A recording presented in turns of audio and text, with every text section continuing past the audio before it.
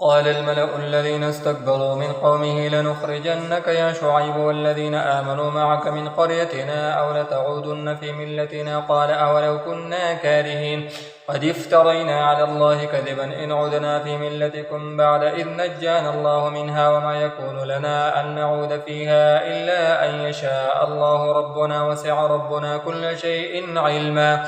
على الله توكلنا ربنا افتح بيننا وبين قومنا بالحق وأنت خير الفاتحين. وقال الملأ الذين كفروا من قومه لئن اتبعتم شعيبا إنكم إذا لخاسرون فأخذتهم الرجفة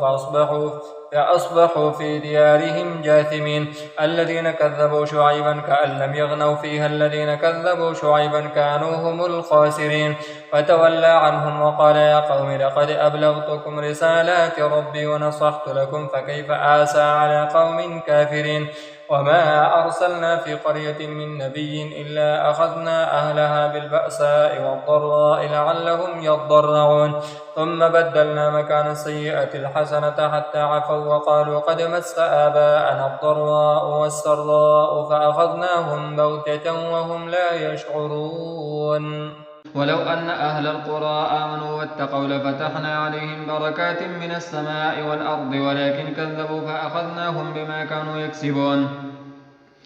أفأمن أهل القرى أن يأتيهم بأسنا بياتا وهم نائمون أو أمن أهل القرى أن يأتيهم بأسنا ضحى وهم يلعبون أفأمنوا مكر الله فلا يأمن مكر الله إلا القوم الخاسرون. أولم يهد للذين يرثون الأرض من بعد أهلها أن لو نشاء أصبناهم بذنوبهم ونطبع على قلوبهم فهم لا يسمعون. تلك القرى نقص عليك من أنبائها ولقد جاءتهم رسلهم بالبينات فما كانوا ليؤمنوا بما كذبوا من قبل كذلك يطبع الله على قلوب الكافرين. وما وجدنا لأكثرهم من عهد وإن وجدنا أكثرهم لفاسقين. ثم بعثنا من بعدهم موسى بآياتنا إلى فرعون وملئه فظلموا بها فانظر كيف كان عاقبة المفسدين. وقال موسى يا فرعون إني رسول من رب العالمين حقيق على أن لا أقول على الله إلا الحق قد جئتكم ببينة من ربكم فأرسل معي بني إسرائيل. قال إن كنت جئت بآية فأت بها إن كنت من الصادقين. فألقى عصاه فإذا هي ثعبان مبين ونزع يده فإذا هي بيضاء للناظرين. قال الملأ من قوم فرعون إن هذا لساحر عليم يريد أن يخرجكم من أرضكم فماذا تأمرون. قالوا أرجه وأخاه وأرسل في المدائن حاشرين يأتوك بكل ساحر عليم. وجاء السحرة فرعون قالوا إن لنا لأجرا إن كنا نحن الغالبين. قال نعم وإنكم لمن المقربين. قالوا يا موسى إما أن تلقي وإما أن نكون نحن الملقين. قال ألقوا فلما ألقوا سحروا أعين الناس واسترهبوهم وجاءوا بسحر عظيم. وأوحينا إلى موسى أن ألق عصاك فإذا هي تلقف ما يأفكون فوقع الحق وبطل ما كانوا يعملون فغلبوا هنالك وانقلبوا صاغرين. وألقي السحرة ساجدين قالوا آمنا برب العالمين رب موسى وهارون. قال آمنتم له قبل أن آذن قال فرعون آمنتم به قبل أن آذن لكم إن هذا لمكر مكرتموه في المدينة لتخرجوا منها أهلها فسوف تعلمون. لأقطعن أيديكم وأرجلكم من خلاف ثم لأصلبنكم أجمعين. قالوا إنا إلى ربنا منقلبون. وما تنقم منا إلا أن آمنا بآيات ربنا لما جاءتنا ربنا أفرغ علينا صبرا وتوفنا مسلمين. وقال الملأ من قوم فرعون أتذر موسى وقومه ليفسدوا في الأرض ويذرك وآلهتك قال سنقتل أبناءهم ونستحيي نساءهم وإنا فوقهم قاهرون. قال موسى لقومه استعينوا بالله واصبروا إن الأرض لله يورثها من يشاء من عباده والعاقبة للمتقين. قالوا أوذينا من قبل أن تأتينا ومن بعد ما جئتنا قال عسى ربكم أن يهلك عدوكم ويستخلفكم في الأرض فينظر كيف تعملون. ولقد أخذنا آل فرعون بالسنين ونقص من الثمرات لعلهم يذكرون. فإذا جاءتهم الحسنة قالوا لنا هذه وإن تصبهم سيئة يطيروا بموسى ومن معه ألا إنما طائرهم عند الله ولكن أكثرهم لا يعلمون وقالوا مهما تأتنا به من آية لتسحرنا بها فما نحن لك بمؤمنين فأرسلنا عليهم الطوفان والجراد والقمل والضفادع والدم آيات مفصلات فاستكبروا وكانوا قوما مجرمين ولما وقع عليهم الرجز قالوا يا موسى ادع لنا ربك بما عهد عندك لئن كشفت عنا الرجز لنؤمنن لك ولنرسلن معك بني إسرائيل فلما كشفنا عنهم الرجز إلى أجل هم بالغوه إذا هم ينكثون فانتقمنا منهم فأغرقناهم في اليم بأنهم كذبوا بآياتنا وكانوا عنها غافلين وأورثنا القوم الذين كانوا يستضعفون مشارق الأرض ومغاربها التي باركنا فيها وتمت كلمة ربك الحسنى على بني إسرائيل بما صبروا ودمرنا ما كان يصنع فرعون وقومه وما كانوا يعرشون وجاوزنا ببني إسرائيل البحر فأتوا على قوم يعكفون على أصنام لهم قالوا يا موسى اجعل لنا إلها كما لهم آلهة قال إنكم قوم تجهلون إن هؤلاء متبر ما هم فيه وباطل ما كانوا يعملون قال أغير الله أبغيكم إلها وهو فضلكم على العالمين وإذ أنجيناكم من آل فرعون يسومونكم سوء العذاب يقتلون أبناءكم ويستحيون نساءكم وفي ذلكم بلاء من ربكم عظيم وواعدنا موسى 30 ليلة وأتممناها ب10 فتم ميقات ربه 40 ليلة وقال موسى لأخيه هارون اخلفني في قومي وأصلح ولا تتبع سبيل المفسدين ولما جاء موسى لميقاتنا وكلمه ربه قال رب أرني أنظر إليك قال لن تراني ولكن انظر إلى الجبل فإن استقر مكانه فسوف تراني فلما تجلى ربه للجبل جعله دكا وخر موسى صاعقا فلما أفاق قال سبحانك تبت إليك وأنا أول المؤمنين قال يا موسى إني اصطفيتك على الناس برسالاتي وبكلامي فخذ ما آتيتك وكن من الشاكرين وكتبنا له في الألواح من كل شيء موعظة وتفصيلا لكل شيء فخذها بقوة وأمر قومك يأخذوا بأحسنها سأريكم دار الفاسقين سأصرف عن آياتي الذين يتكبرون في الأرض بغير الحق وإن يروا كل آية لا يؤمنوا بها وإن يروا سبيل الرشد لا يتخذوه سبيلا وإن يروا سبيل الغي يتخذوه سبيلا ذلك بأنهم كذبوا بآياتنا وكانوا عنها غافلين والذين كذبوا بآياتنا ولقاء الآخرة حبطت أعمالهم هل يجزون إلا ما كانوا يعملون واتخذ قوم موسى من بعده من حليهم عجلا جسدا له خوار ألم يروا أنه لا يكلمهم ولا يهديهم سبيلا اتخذوه وكانوا ظالمين ولما سقط في أيديهم ورأوا أنهم قد ضلوا قالوا لئن لم يرحمنا ربنا ويغفر لنا لنكونن من الخاسرين ولما رجع موسى إلى قومه غضبان أسفا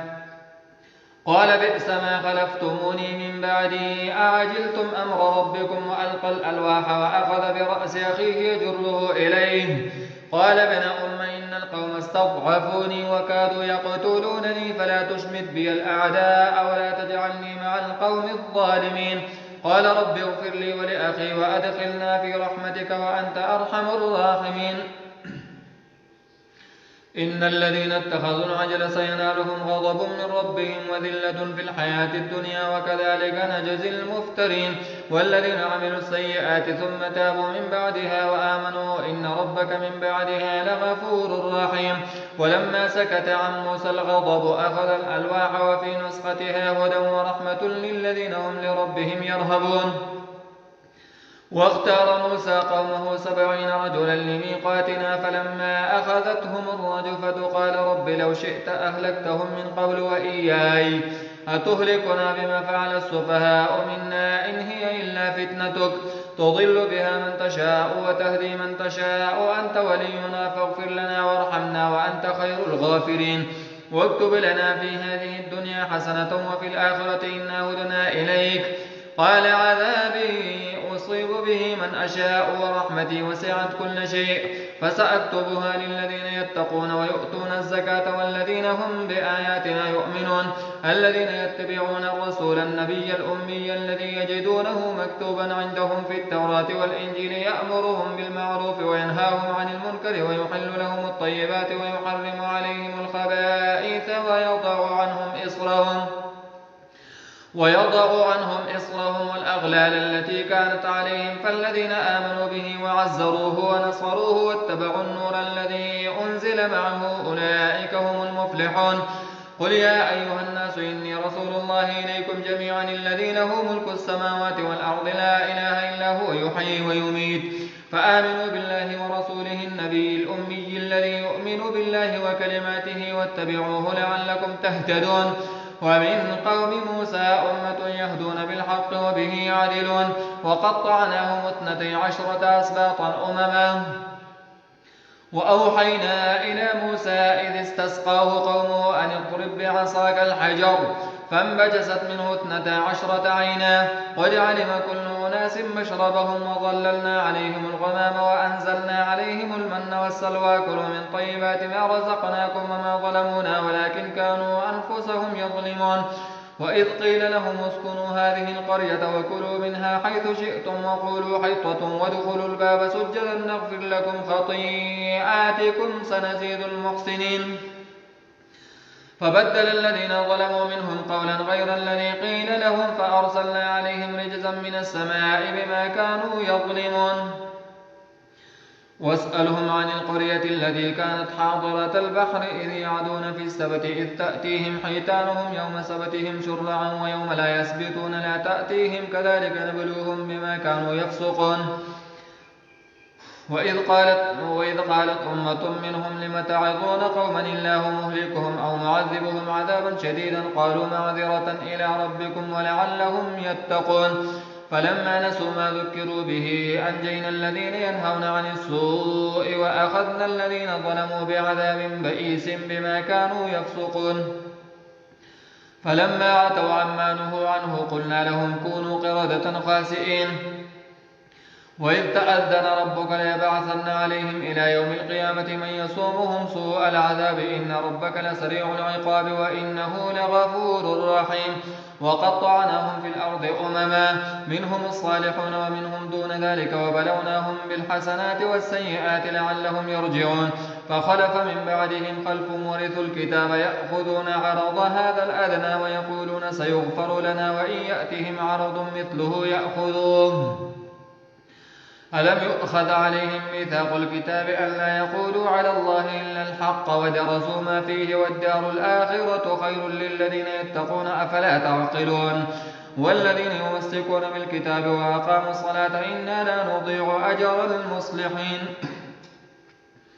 وإذ نتقنا الجبل فوقهم كأنه ظلة وظنوا أنه واقع بهم خذوا ما آتيناكم بقوة واذكروا ما فيه لعلكم تتقون. وإذ أخذ ربك من بني آدم من ظهورهم ذريتهم وأشهدهم على أنفسهم ألست بربكم قالوا بلى شهدنا أن تقولوا يوم القيامة إنا كنا عن هذا غافلين أو تقولوا إنما أشرك آباؤنا من قبل وكنا ذرية من بعدهم أفتهلكنا بما فعل المبطلون. وكذلك نفصل الآيات ولعلهم يرجعون. واتل عليهم نبأ الذي آتيناه آياتنا فانسلخ منها فأتبعه الشيطان فكان من الغاوين.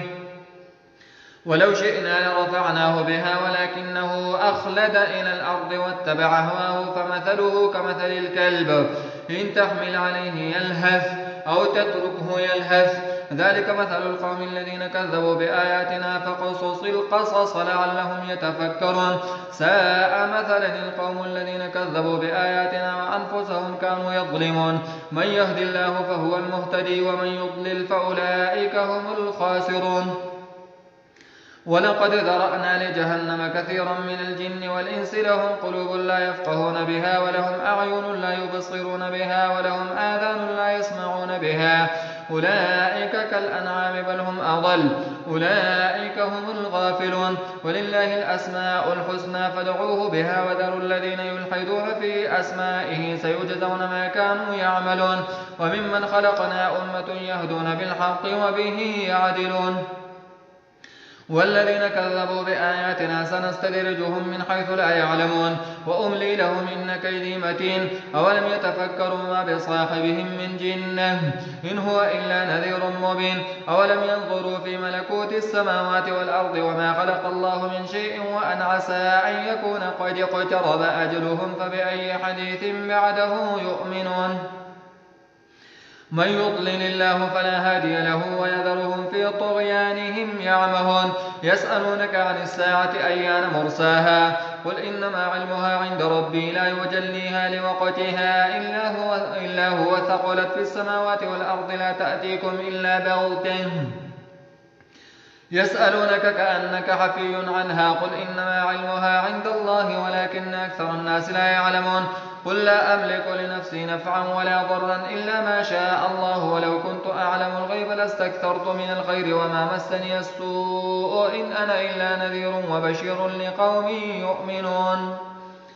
هو الذي خلقكم من نفس واحدة وجعل منها زوجها ليسكن إليها فلما تغشاها حملت حملا خفيفا فمرت به فلما أثقلت دعوا الله ربهما لئن آتيتنا صالحا لنكونن من الشاكرين فلما آتاهما صالحا جعلا له شركاء فيما آتاهما فتعالى الله عما يشركون أيشركون ما لا يخلق شيئا وهم يخلقون ولا يستطيعون لهم نصرا ولا أنفسهم ينصرون وإن تدعوهم إلى الهدى لا يسمعوا وإن تدعوهم إلى الهدى لا يتبعوكم سواء عليكم أدعوتموهم أم أنتم صامتون إن الذين تدعون من دون الله عباد أمثالكم فادعوهم فليستجيبوا لكم إن كنتم صادقين ألهم أرجل يمشون بها أم لهم أيدي يبطشون بها أم لهم أعين يبصرون بها أم لهم آذان يسمعون بها قل ادعوا شركاءكم ثم كيدوني فلا تنظرون إن وليي الله الذي نزل الكتاب وهو يتولى الصالحين والذين تدعون من دونه لا يستطيعون نصركم ولا أنفسهم ينصرون وإن تدعوهم إلى الهدى لا يسمعوا وتراهم ينظرون إليك وهم لا يبصرون خذ العفو وأمر بالعرف وأعرض عن الجاهلين وإما ينزغنك من الشيطان نزغ فاستعذ بالله إنه سميع عليم إن الذين اتقوا إذا مسهم طائف من الشيطان تذكروا فإذا هم مبصرون وإخوانهم يمدونهم في الغي ثم لا يقصرون وإذا لم تأتهم بآية قالوا لولا اجتبيتها قل إنما أتبع ما يوحى إلي من ربي هذا بصائر من ربكم وهدى ورحمة لقوم يؤمنون وإذا قرئ القرآن فاستمعوا له وأنصتوا لعلكم ترحمون واذكر ربك في نفسك تضرعا وخيفة ودون الجهر من القول بالغدو والآصال ولا تكن من الغافلين إن الذين عند ربك لا يستكبرون عن عبادته ويسبحونه وله يسجدون بسم الله الرحمن الرحيم يسألونك عن الأنفال قل الأنفال لله والرسول فاتقوا الله وأصلحوا ذات بينكم وأطيعوا الله ورسوله إن كنتم مؤمنين إنما المؤمنون الذين إذا ذكر الله وجلت قلوبهم وإذا تليت عليهم آياته زادتهم إيمانا وعلى ربهم يتوكلون الذين يقيمون الصلاة ومما رزقناهم ينفقون أولئك هم المؤمنون حقا لهم درجات عند ربهم ومغفرة ورزق كريم كما أخرجك ربك من بيتك بالحق وإن فريقا من المؤمنين لكارهون يجادلونك في الحق بعدما تبين كأنما يساقون إلى الموت وهم ينظرون وإذ يعدكم الله إحدى الطائفتين أنها لكم وتودون أن غير ذات الشوكة تكون لكم ويريد الله أن يحق الحق بكلماته ويقطع دابر الكافرين ليحق الحق ويبطل الباطل ولو كره المجرمون إذ تستغيثون ربكم فاستجاب لكم أني ممدكم بألف من الملائكة مردفين وما جعله الله إلا بشرى ولتطمئن به قلوبكم وما النصر إلا من عند الله إن الله عزيز حكيم إذ يغشيكم النعاس أمنة منه وينزل عليكم من السماء ماء ليطهركم به ويذهب عنكم رجز الشيطان وليربط على قلوبكم ويثبت به الأقدام إذ يوحي ربك إلى الملائكة أني معكم فثبتوا الذين آمنوا سألقي في قلوب الذين كفروا الرعب فاضربوا فوق الأعناق واضربوا منهم كل بنان ذلك بأنهم شاقوا الله ورسوله ومن يشاقق الله ورسوله فإن الله شديد العقاب ذلكم فذوقوه أن للكافرين عذاب النار يا أيها الذين آمنوا إذا لقيتم الذين كفروا زحفا فلا تولوهم الأدبار ومن يولهم يومئذ دبره إلا متحرفا لقتال أو متحيزا إلى فئة فقد باء بغضب من الله ومأواه جهنم وبئس المصير فلم تقتلوهم ولكن الله قتلهم وما رميت إذ رميت ولكن الله رمى وليبلي المؤمنين منه بلاء حسنا إن الله سميع عليم ذلكم وأن الله موهن كيد الكافرين إن تستفتحوا فقد جاءكم الفتح وإن تنتهوا فهو خير لكم وإن تعودوا نعود ولن تغني عنكم فئتكم شيئا ولو كثرت وأن الله مع المؤمنين يا أيها الذين آمنوا أطيعوا الله ورسوله ولا تولوا عنه وأنتم تسمعون ولا تكونوا كالذين قالوا سمعنا وهم لا يسمعون إن شر الدواب عند الله الصم البكم الذين لا يعقلون ولو علم الله فيهم خيرا لأسمعهم ولو أسمعهم لتولوا وهم معرضون يا أيها الذين آمنوا استجيبوا لله وللرسول إذا دعاكم لما يحييكم واعلموا أن الله يحول بين المرء وقلبه وأنه إليه تحشرون واتقوا فتنة لا تصيبن الذين ظلموا منكم خاصة واعلموا أن الله شديد العقاب واذكروا إذ أنتم قليل مستضعفون في الأرض تخافون أن يتخطفكم الناس فآواكم وأيدكم بنصره ورزقكم من الطيبات لعلكم تشكرون يا أيها الذين آمنوا لا تخونوا الله والرسول وتخونوا أماناتكم وأنتم تعلمون واعلموا أنما أموالكم وأولادكم فتنة وأن الله عنده أجر عظيم يا أيها الذين آمنوا إن تتقوا الله يجعل لكم فرقانا ويكفر عنكم سيئاتكم ويغفر لكم والله ذو الفضل العظيم وإذ يمكر بك الذين كفروا ليثبتوك أو يقتلوك أو يخرجوك ويمكرون ويمكر الله والله خير الماكرين وإذا تتلى عليهم آياتنا قالوا قد سمعنا لو نشاء لقلنا مثل هذا إن هذا إلا أساطير الأولين وإذ قالوا اللهم إن كان هذا هو الحق من عندك فأمطر علينا حجارة من السماء أو ائتنا بعذاب أليم وما كان الله ليعذبهم وأنت فيهم وما كان الله معذبهم وهم يستغفرون وما لهم ألا يعذبهم الله وهم يصدون عن المسجد الحرام وما كانوا أولياءه إن أولياؤه إلا المتقون ولكن أكثرهم لا يعلمون وما كان صلاتهم عند البيت إلا مكاء وتصديا فذوقوا العذاب بما كنتم تكفرون إن الذين كفروا ينفقون أموالهم ليصدوا عن سبيل الله فسينفقونها ثم تكون عليهم حسرة ثم يغلبون والذين كفروا إلى جهنم يحشرون ليميز الله الخبيث من الطيب ويجعل الخبيث بعضه على بعض فيركمه جميعا فيجعله في جهنم أولئك هم الخاسرون قل للذين كفروا إن ينتهوا يغفر لهم ما قد سلف وإن يعودوا فقد مضت سنة الأولين وقاتلوهم حتى لا تكون فتنة ويكون الدين كله لله فإن انتهوا فإن الله بما يعملون بصير وإن تولوا فاعلموا أن الله مولاكم نعم المولى ونعم النصير